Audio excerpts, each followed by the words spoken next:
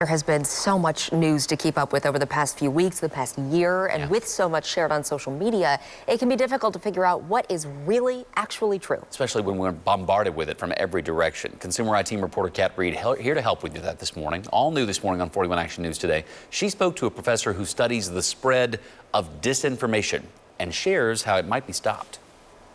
What's rumor and what's real? That question has been around much longer than social media. What is new is the incredible speed at which this kind of misinformation can spread. Something that became clear during the 2016 presidential election when fake news stories proliferated on Facebook. It was a wake-up moment for many observers and researchers to realize that this was very widespread. Jacob Montgomery is an associate professor of political science at WashU.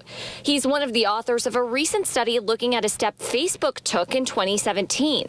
At the top of news feeds, the company posted a link for tips to spot false news, like being skeptical of shocking headlines and investigating the source. Montgomery and fellow researchers showed these tips to people, then asked them to evaluate the accuracy of several headlines.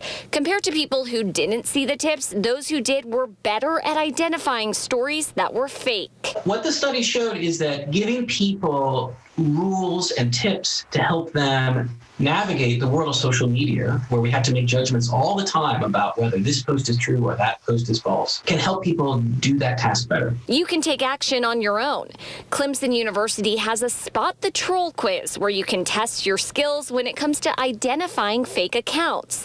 Another game called Get Bad News puts you in the shoes of a content creator to show how quickly false info spreads. Here's why it's important to educate yourself. We can all have different opinions, and everyone should have different opinions, right? We have different ideas about what good public policy is and what we want from our government. But it's hard to reach any kind of consensus when we disagree about basic facts or about how basic facts are established. I'm consumer IT reporter Kat Reed, 41 Action News Today.